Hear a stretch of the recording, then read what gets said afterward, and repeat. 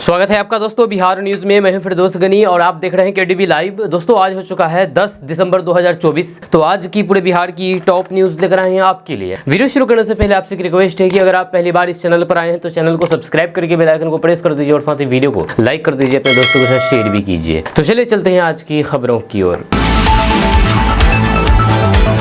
दोस्तों आज बिहार न्यूज की शुरुआत सबसे पहले करेंगे कि कोरोना काल में पप्पू यादव 5 करोड़ की जमीन बेची है, जब बाढ़ में 3 करोड़ रुपए की जमीन बेची है। ये कहना पप्पू यादव का है। साथ ही साथ पप्पू यादव का यह भी कहना है कि वे 5 लाख रुपए रोज बांटते हैं। जब सवाल है कि आखिर वो उसको इतना पैसा देता कौन है, तो आपको बता दूं कि पूर्णिया से निर्दलीय सांसद पप्पू यादव ने कहा कि 34 साल के सार्वजनिक जीवन में उन्होंने 280 करोड़ रुपए से ज्यादा रुपए जरूरतमंद लोगों के बीच बांट दिए होंगे। जब कांग्रेस में अपनी पार्टी जाप का विलय कर चुके पप्पू यादव ने बताया है कि कोरोना के दौरान उन्होंने 90 कट्ठा जमीन बेच करके 5 करोड़ रुपए जुटाए और लोगों की मदद की। अभी बिहार में बाढ़ आया तो उन्होंने राज्यसभा सांसद पत्नी रंजीत रंजन से छुपा करके पूर्णिया में 5 बीघा जमीन बेच दी और उसे मिले 3 करोड़ रुपए से बाढ़ पीड़ितों के बीच राहत का अभियान चलाया। पप्पू यादव ने एक यूट्यूब पॉडकास्ट में कहा कि उन्होंने 280 करोड़ से भी ज्यादा पैसा बांट दिया है। उन्होंने कहा है कि कोरोना में पैसा नहीं था तो फिर अपने ऑफिस के पीछे 90 कट्ठा जमीन 5 करोड़ में बेच दिए। बाढ़ में पैसा नहीं था तो पत्नी से चुरा करके पूर्णिया में 5 बीघा जमीन बेच दिए और 3 करोड़ बाढ़ में दे दिए। बाढ़ में लोगों को खाना खिलाए। पटना में हर रोज 1 करोड़ का खाना बनाते थे। कोरोना में जब दूध देते थे। पप्पू यादव ने कहा है कि कोरोना के दौरान उन्होंने 10,000 लोगों का शव उठवाया होगा। 7 करोड़ का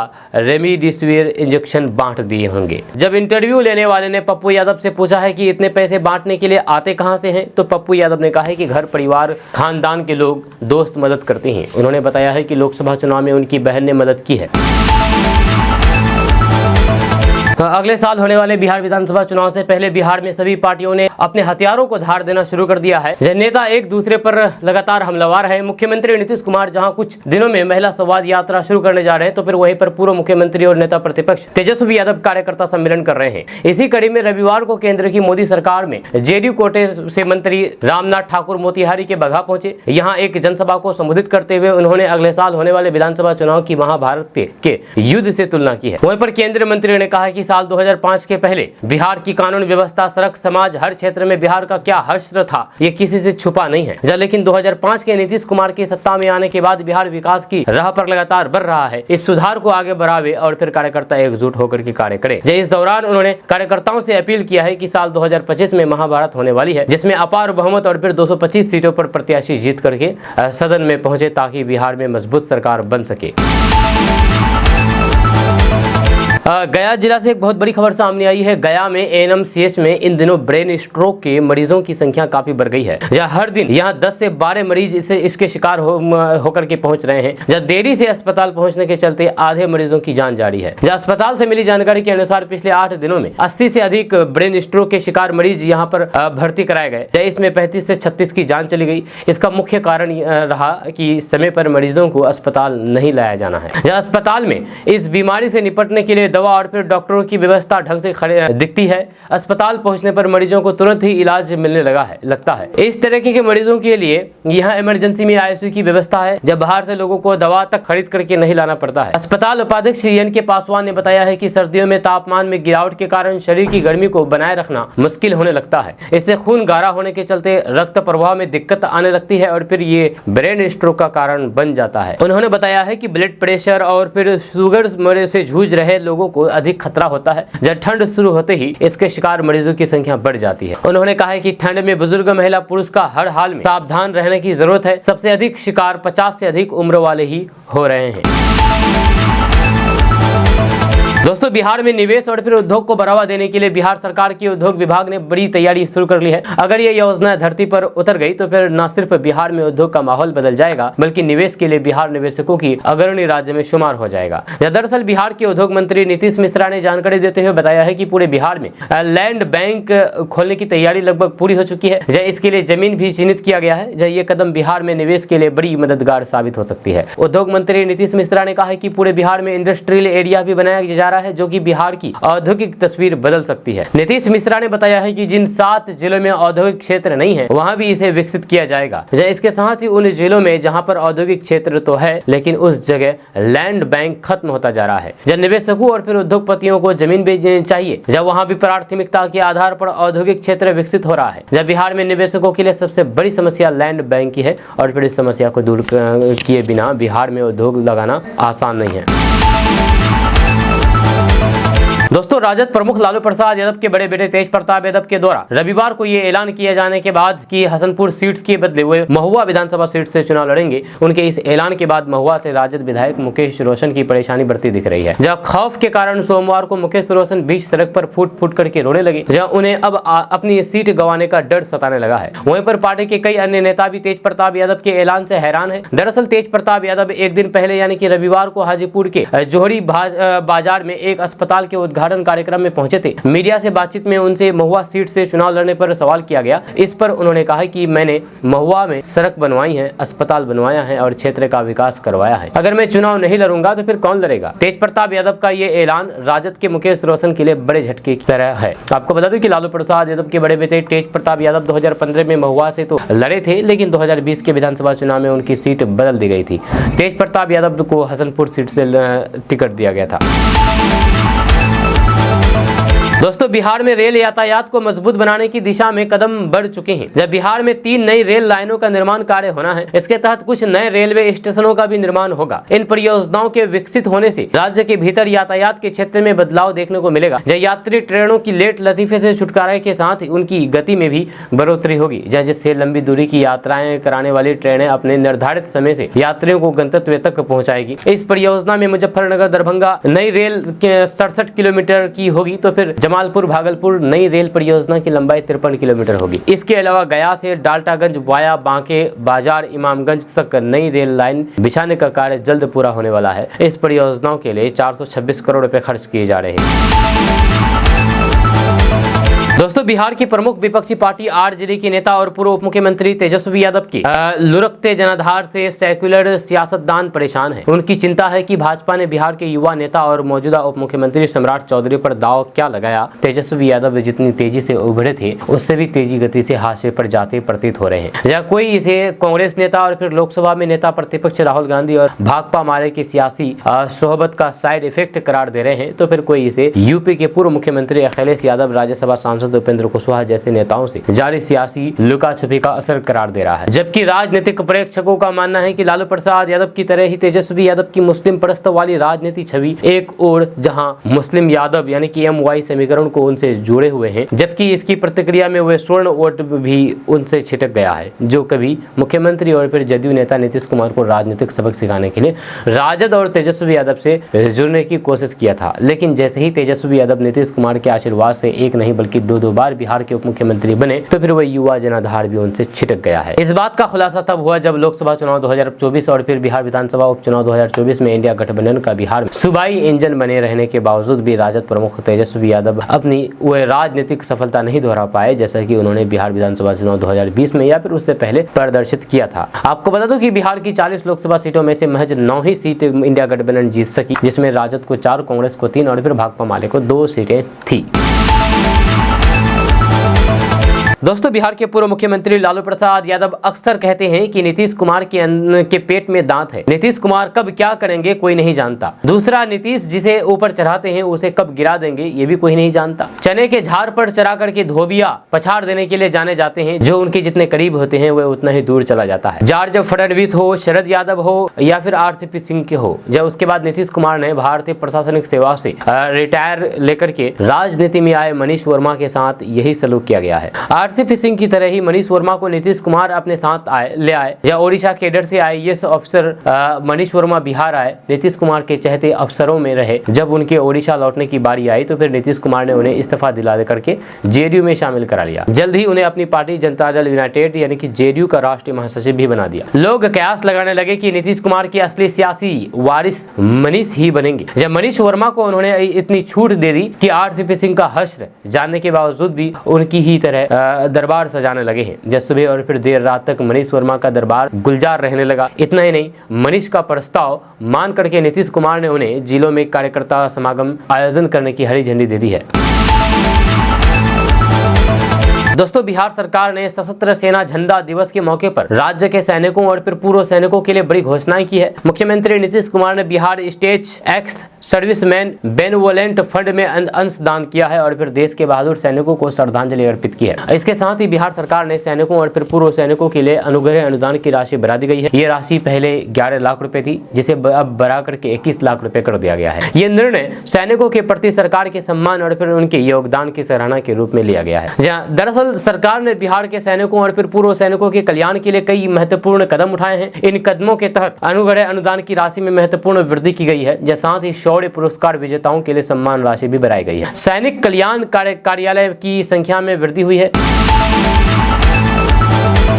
बांग्लादेश में हिंदुओं पर हो रहे अत्याचार की खबरें लगातार सामने आ रही है। इस बीच बांग्लादेश की बीएनपी पार्टी के संयुक्त महासचिव कबीर रिजवी ने बंगाल, बिहार और ओडिशा पर कब्जा करने की बात कह दी है। उनके बयान पर बंगाल की मुख्यमंत्री ममता बनर्जी भड़क गई। ममता बनर्जी ने बंगाल विधानसभा में बांग्लादेश के नेता के बयान पर तीखी प्रतिक्रिया व्यक्त की है। जब ममता बनर्जी ने कहा कि आप कहते हैं कि बंगाल, बिहार और ओडिशा पर कब्जा कर लेंगे, क्या हम बैठ करके लॉलीपॉप खाएंगे? हम अखंड भारत हैं और सबके अविभाजित हैं। जब आप हमारे धैर्य की परीक्षा ले सकते हैं और हम शांत रहेंगे। जय हिंदू या फिर मुसलमान दंगा नहीं करते हैं, दंगा कुछ असामाजिक लोग करते हैं। ममता बनर्जी ने कहा है कि हम बांग्लादेश में अल्पसंख्यकों पर हुए हमले से दुखी हैं। जब उन्होंने बंगाल के सभी विधायकों से अपील की है कि कोई भी भड़काऊ भाषण ना दे। ममता बनर्जी ने विधानसभा में बिना नाम लिए बीजेपी पर भी निशाना साधा। उन्होंने कहा है कि एक राजनीतिक दल द्वारा फर्जी वीडियो फैलाया जा रहा है, जो कि लोग सोचते हैं कि इससे उन्हें राजनीतिक लाभ होगा। उन्हें पता चल जाएगा कि आप हार जाएंगे। ममता बनर्जी ने बांग्लादेश मुद्दे को लेकर के कहा है कि इसे केंद्र सरकार देखेगी और हम सब केंद्र सरकार के साथ हैं।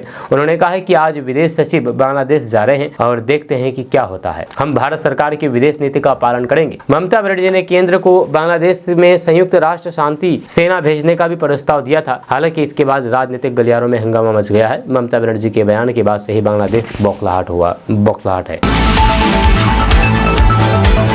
दोस्तों, बिहार में सरकारी शिक्षकों की पुरानी हस्तांतरण नीति स्थगित होने के बाद खास परिस्थितियों में ही टीचर्स ट्रांसफर की घोषणा के बाद शिक्षकों के आवेदन में काफी कमी आई है। जब सरकार ने 1 दिसंबर से 15 दिसंबर तक विशेष परिस्थिति के आधार पर ट्रांसफर का आवेदन मांगा है, जिसके लिए 8 दिसंबर तक 33,227 शिक्षकों ने अप्लाई किया है। इससे पहले जिस ट्रांसफर पॉलिसी को शिथिल किया गया, उसके तहत 2,60,000 टीचर्स ने आवेदन किया था। जब उस नीति का शिक्षकों ने विरोध किया था और फिर कोर्ट भी चले गए थे। ट्रांसफर के लिए आवेदन करने के लिए अभी लगभग 1 सप्ताह का समय बचा है और संभावना है कि ये संख्या और ऊपर जाए, लेकिन ये पहले जैसे स्तर पर जाएगा, यह इसमें संदेह है। आवेदनों की संख्या में भारी कमी से सरकार का काम आसान हो गया है। जैसे शिक्षा विभाग के अपर मुख्य सचिव डॉक्टर एस सिद्धार्थ ने कहा है कि इतने आवेदन सरकार आराम से हैंडल कर लेगी और फिर आवेदन की डेडलाइन खत्म होने के बाद जल्द ही सबके आग्रह पर फैसला करेगी।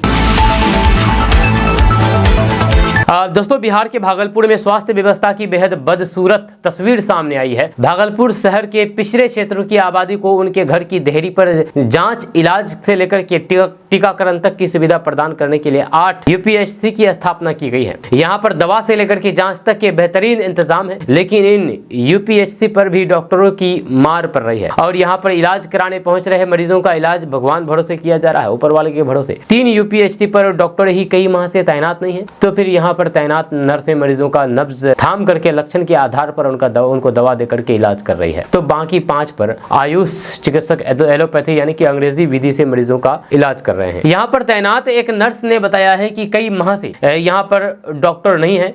ऐसे में सर्दी, खांसी, जुकाम, बुखार, बदन दर्द जैसी मामूली बीमारियों का इलाज कराने पहुंचे मरीजों को दवा देकर के भेज दिया जाता है। अगर बीमारी नहीं समझ में आती है तो फिर सीधे सदर अस्पताल या फिर मायागंज अस्पताल भेज दिया जाता है।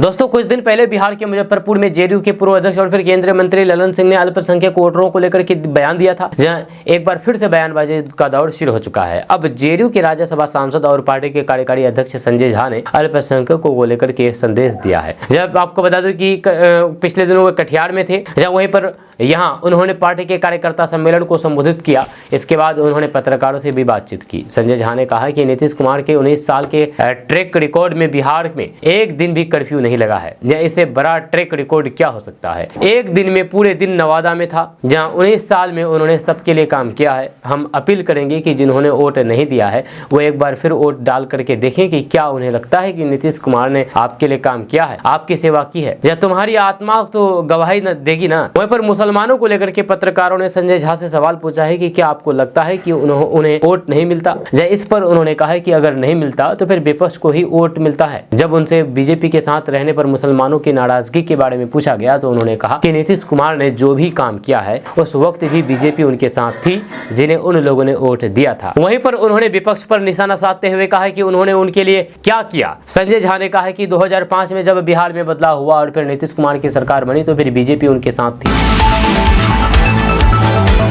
दोस्तों, पूर्णिया सांसद पप्पू यादव आरजेडी के अध्यक्ष और पूर्व मुख्यमंत्री लालू प्रसाद यादव के राजनीतिक विरासत पर दावा ठोक दिया है। जब पप्पू यादव ने कहा है कि लालू प्रसाद यादव की संपत्ति और दूसरी चीजों पर उत्तराधिकारी जो हो, लेकिन उनकी वैचारिक विरासत के उत्तराधिकारी हुए हैं। जब राजद में लालू यादव के उत्तराधिकारी माने जाने जा रहे तेजस्वी यादव को पप्पू यादव ने नेता मानने से ही इनकार कर दिया, मना कर दिया और कहा कि वे एक औसत आदमी हैं और उनके छोटे भाई हैं। वे तेजस्वी को नेता नहीं मानते हैं। जब पप्पू यादव ने एक यूट्यूब पॉडकास्ट में कहा है कि जब हमें पार्टी से निकाला गया तब मैंने कहा था कि लालू प्रसाद यादव की संपत्ति और फिर किसी चीज का कोई भी उत्तराधिकारी हो, वैचारिक और सामाजिक न्याय का उत्तराधिकारी पप्पू होगा। जब कर्पूरी ठाकुर के राजनीतिक उत्तराधिकारी लालू बने, उनके बेटे नहीं। चौधरी चरण सिंह के राजनीतिक उत्तराधिकारी मुलायम सिंह यादव हुए, चौधरी अजित सिंह नहीं। आपको बता दूं कि दिग्गज समाजवादी नेता और फिर बिहार के पूर्व मुख्यमंत्री कर्पूरी ठाकुर के दो बेटे हैं। बड़े बेटे रामनाथ ठाकुर और मौजूद सीएम नीतीश कुमार की पार्टी जनता दल यूनाइटेड के नेता हैं और फिर इस समय केंद्र में नरेंद्र मोदी सरकार में मंत्री भी हैं। उनके छोटे बेटे वीरेंद्र ठाकुर पेशे से डॉक्टर हैं और अब राजनीति में आना चाहते हैं। दोस्तों, खान ग्लोबल स्टडीज यानी कि खान सर का एक एक्स हैंडल है, इस नाम से खान ग्लोबल स्टडीज नाम से इस एक्स हैंडल पर खान सर की रिहाई की मांग करते हुए भड़काऊ पोस्ट करने वाले हैंडलर यानी कि पोस्ट लिखने वाले के खिलाफ केस दर्ज करने के बाद अब मामले की जांच की जा रही है। यह तकनीकी अनुसंधान करके इस पोस्ट के पीछे मंशा क्या थी, कहां से पोस्ट किया गया था, पता किया जा रहा है। इस मामले में सचिवालय थाने में पुलिस ने अपने बयान पर प्राथमिकी की है। जहां सचिवालय एसडीपीओ प्रथम डॉक्टर अनु कुमारी ने बताया है कि मामले में कई बिंदुओं पर जांच की जा रही है। इसके पहले पटना पुलिस पहले ही सफाई दे चुकी है कि खान सर को गिरफ्तार नहीं किया गया था, उनकी गिरफ्तारी का खंडन भी कर चुकी है। वहीं पर डॉक्टर प्रभात मेमोरियल हीरामती हॉस्पिटल के प्रबंधक निदेशक डॉक्टर सतीश कुमार सिंह ने बताया है कि खान सर के स्वास्थ्य में अब काफी सुधार है। आज उन्हें डिस्चार्ज कर दिया जाएगा। शनिवार को सर्दी खांसी और फिर डिहाइड्रेशन के कारण उन्हें भर्ती किया गया था। जब पुलिस प्रशासन 2 दिन में एक बार भी नहीं आया और फिर न ही उन्हें पुलिस ने यहाँ भर्ती कराया था, वे खुद अस्पताल आए थे। दोस्तों, बिहार में शिक्षा विभाग ने कई शिक्षकों द्वारा शिक्षा कोष ऐप का गलत इस्तेमाल किए जाने का मामला उजागर किया है। यह ताज़ा रिपोर्ट्स के मुताबिक बिहार में कई शिक्षक बिना स्कूल पहुंचे ऐप पर फर्जी हाजिरी लगा रहे हैं। जब कई टीचर पहले से सेल्फी लेकर के साथ ही के मोबाइल से हाजिरी दर्ज करवा रहे हैं, जिससे वे स्कूल में उपस्थित हुए बिना ही अपनी हाजिरी लगा लेते हैं। आपको बता दूं कि इस धांधली का पता लगाने पर शिक्षा विभाग ने दोषी शिक्षकों को नोटिस जारी किया है और हाजिरी के नियमों में कड़ा बदलाव किया है। अब नए नियमों के तहत शिक्षकों को हर दिन अपनी सेल्फी और फिर स्कूल के कमरे या फिर परिसर की तस्वीर भी अपलोड करनी होगी। जब विभाग के इस कदम का उद्देश्य फर्जी हाजिरी को रोकना है। शिक्षा विभाग के अधिकारी पारस कुमार ने बताया है कि नए नियमों का पालन हर शिक्षक के लिए अनिवार्य होगा और फिर जो इस नियम का पालन नहीं करेंगे उन्हें अनुपस्थिति माना जाएगा। दोस्तों, उत्तर प्रदेश के नगीना से सांसद और फिर दलित समाज के बड़े नेता चंद्रशेखर रावण के बयान बिहार की राजनीति में हलचल मचा दी। उन्होंने पटना में आयोजित एक कार्यक्रम के दौरान ये संकेत दे दिया है कि वे महागठबंधन के साथ गठबंधन कर सकते हैं। जहां उनके इस बयान ने बिहार में राजनीतिक समीकरण को नया मोड़ दे दिया है। इस बयान के बाद बिहार के नेताओं की प्रतिक्रियाएं आनी शुरू हो गई है। जेडीयू के प्रवक्ता नीरज कुमार ने प्रतिक्रिया देते हुए कहा कि किसी के आने जाने से कोई भी फर्क नहीं पड़ेगा। उन्होंने कहा कि बिहार में दलित और फिर महादलित के लिए जो काम नीतीश कुमार ने किया है वह अनमोल माहौल है। नीतीश कुमार जो कर रहे हैं वह किसी और ने नहीं किया है। आने वाले समय में भी यही काम करेंगे। आने दीजिए, इससे कोई भी फर्क नहीं पड़ेगा। वहीं पर आरजेडी के प्रवक्ता मर्चेंद्र तिवारी ने इस पर सकारात्मक प्रतिक्रिया दी है। उन्होंने कहा है कि अगर चंद्रशेखर रावण महागठबंधन के साथ आते हैं तो फिर इससे मजबूती मिलेगी। ये फैसला बड़े नेता करेंगे, लेकिन निश्चित तौर पर हम उनका स्वागत करेंगे और फिर मिलकर के चुनाव लड़ेंगे।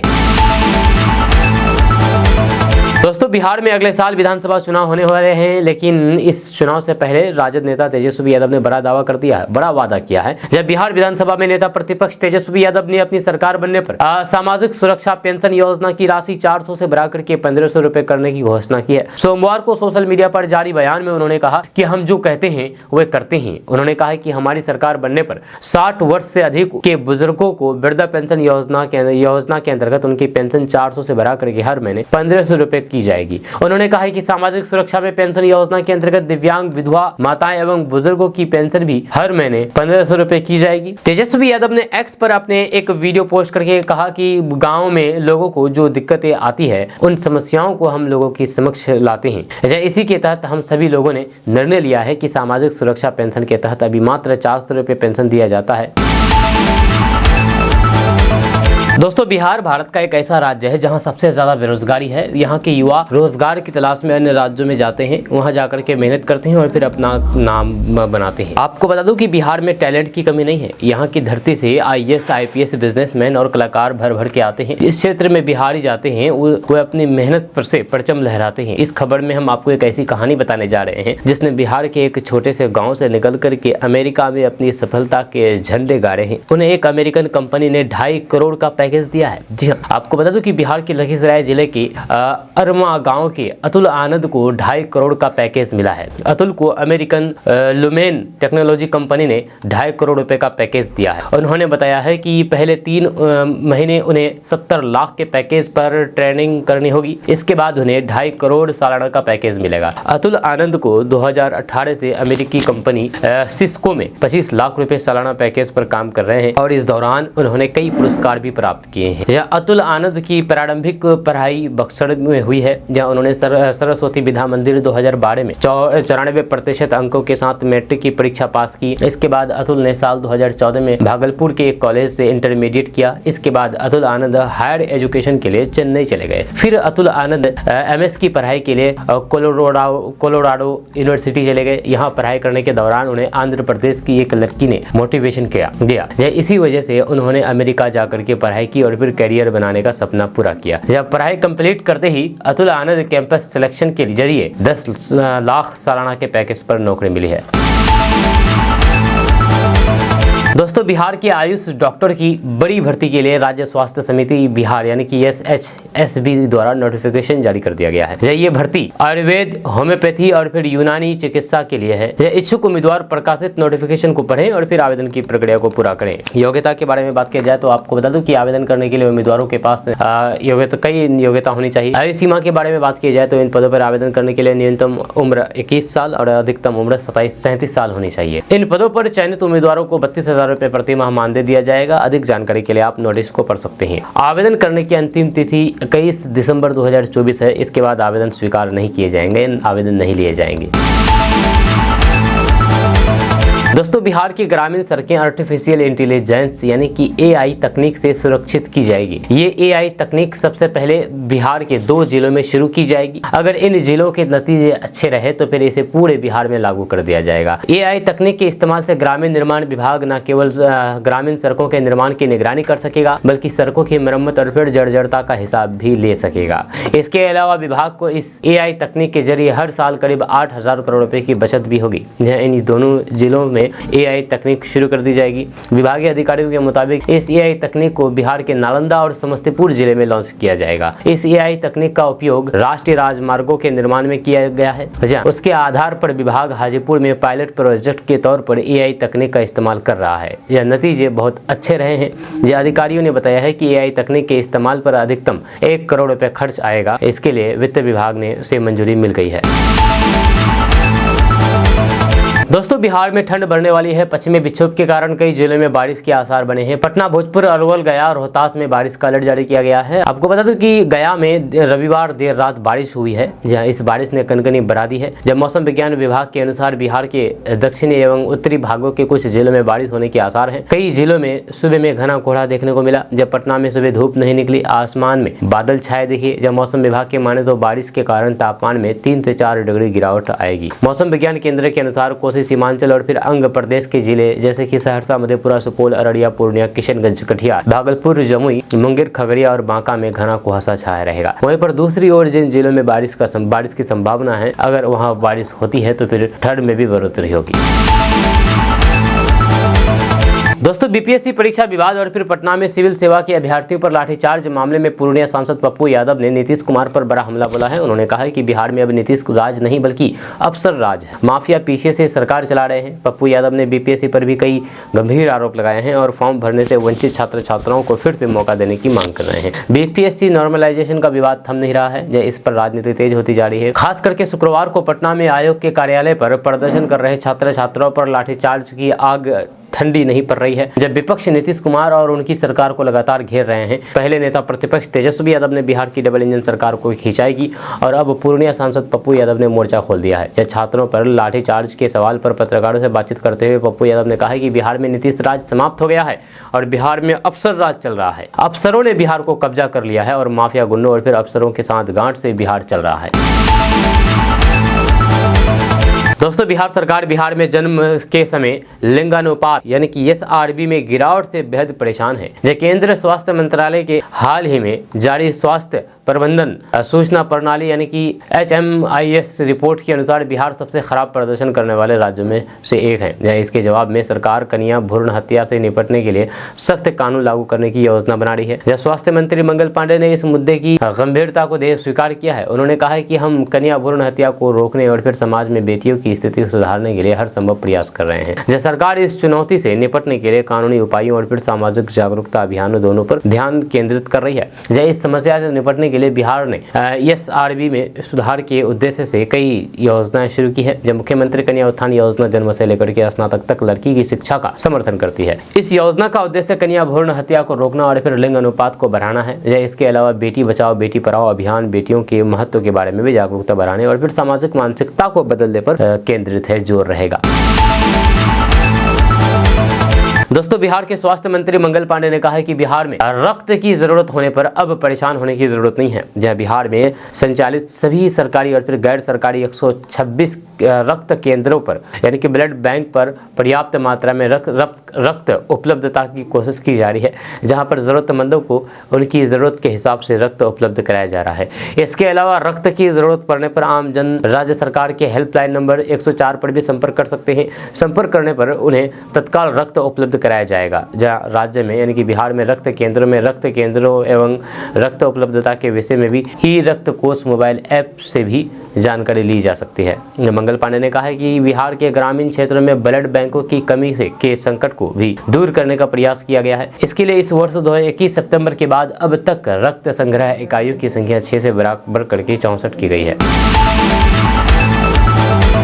दोस्तों बिहार के समस्तीपुर में बार बाला के साथ एक कमर हिला करके ठुमके लगाना एक शिक्षक को महंगा पड़ गया। जब डांस करने का वीडियो वायरल होने के बाद उनके खिलाफ विभागीय कार्रवाई शुरू कर दी है।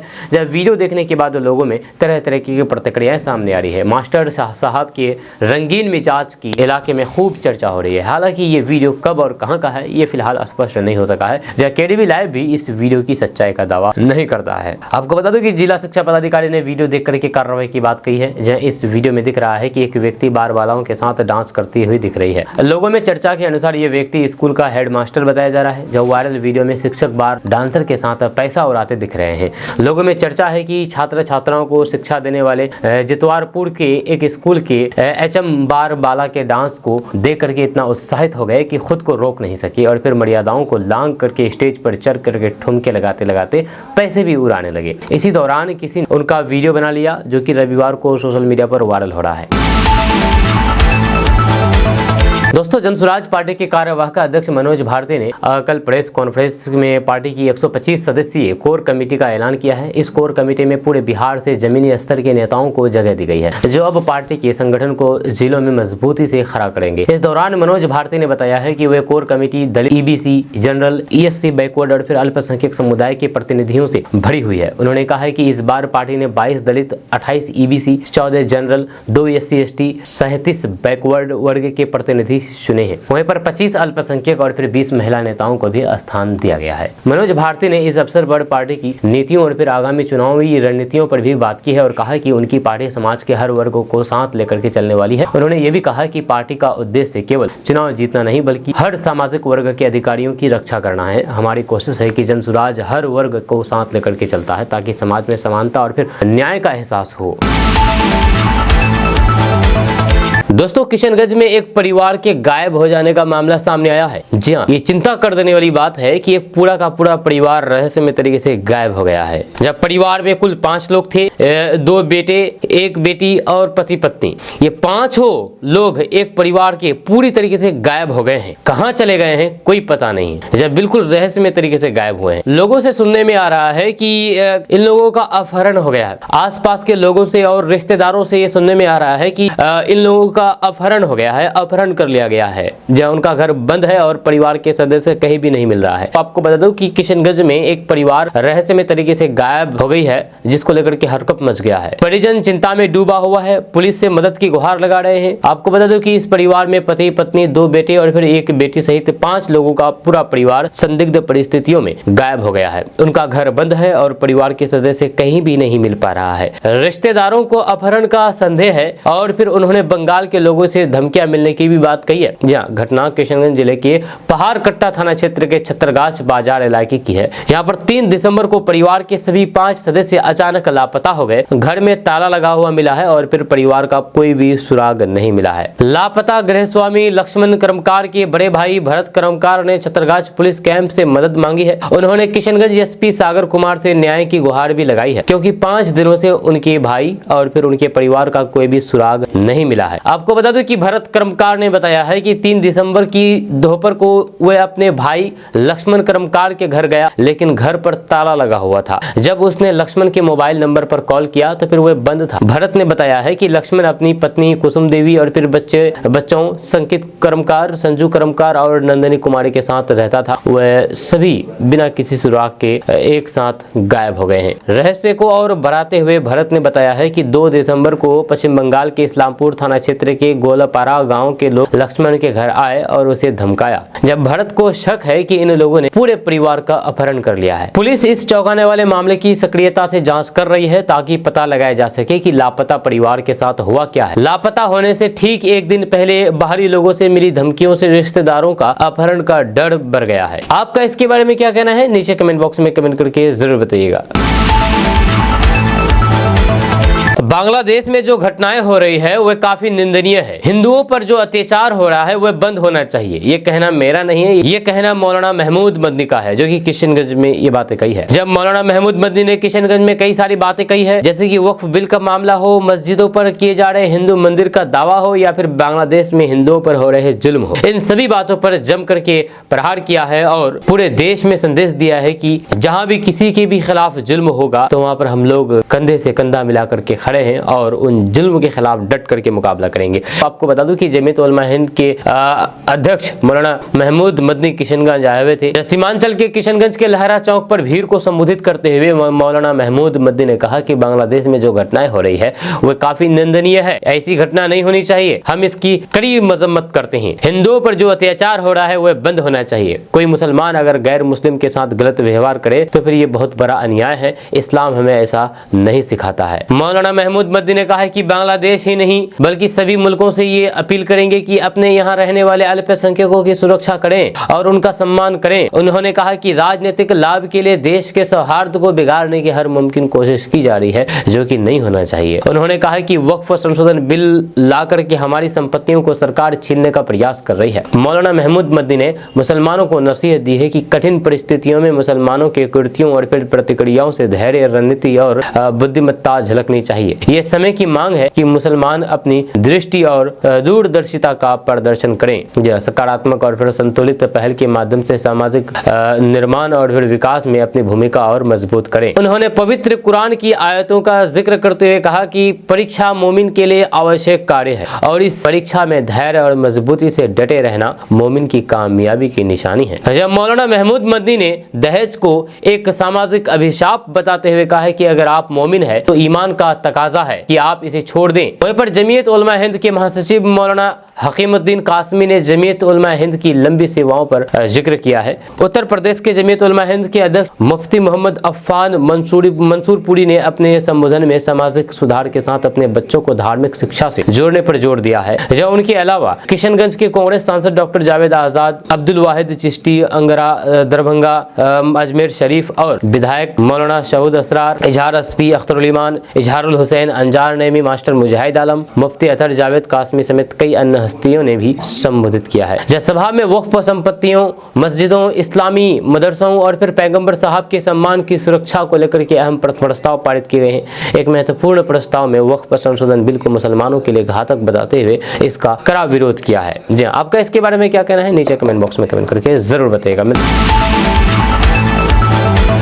दोस्तों, बांग्लादेश के खिलाफ किशनगंज की सड़कों पर हिंदू भाई जम करके प्रदर्शन कर रहे हैं और सड़कों पर उतर गए हैं। लगातार आए दिन बांग्लादेश के खिलाफ सड़कों पर प्रदर्शन कर रहे हैं क्योंकि बांग्लादेश में हिंदू अल्पसंख्यकों पर जुल्म हो रहा है और इस जुल्म के खिलाफ लगातार किशनगंज में हिंदू भाई कंधे से कंधा मिला करके प्रदर्शन कर रहे हैं और कार्रवाई करने की मांग कर रहे हैं। साथ ही साथ आपको बता दूं कि कल जो प्रदर्शन हुआ, ये प्रदर्शन वीर शिवाजी सेना के द्वारा किया गया है, जहाँ पर बांग्लादेशी प्रधानमंत्री मोहम्मद यूनिस का पुतला दहन किया गया और कार्रवाई करने की मांग की। हम आपको बता दूं कि बांग्लादेश में हिंदुओं पर लगातार हो रहे हमले, जुल्म और इस्कॉन मंदिर के पुजारी चिन्मय कृष्ण दास की गिरफ्तारी का वीर शिवाजी सेना ने कड़ा विरोध किया है। जब वहीं पर वीर शिवाजी सेना के जिला अध्यक्ष समिति शाह ने भारत सरकार से सख्त कदम उठाने की मांग की। जब किशनगंज शहर के गांधी चौक में मशाल जला करके विरोध प्रदर्शन करते हुए बांग्लादेशी प्रधानमंत्री मोहम्मद यूनिस का पुतला दहन किया गया। वीर शिवाजी सेना के पदाधिकारियों और फिर कार्यकर्ताओं ने एक स्वर में कहा कि कृष्ण दास की गिरफ्तारी पूरी तरीके से गलत है, वह मानवाधिकार का हनन है। वैश्विक संगठनों को भी आगे आकर के इस मामले में हस्तक्षेप करना चाहिए। इंद्रजीत पासवान ने कहा है कि अब तक भारत सरकार ने कोई भी कदम नहीं उठाया है। किसी संप्रभु देश की स्वायत्तता को किसी भी प्रकार से चुनौती देना दूसरे देश की सरकार के लिए ठीक नहीं है। कृष्ण दास को तुरंत रिहा किया जाना चाहिए। इसके साथ ही हिंदुओं की सुरक्षा सुनिश्चित किया जाना चाहिए। आपका इसके बारे में क्या कहना है, नीचे कमेंट बॉक्स में कमेंट करके जरूर बताइएगा।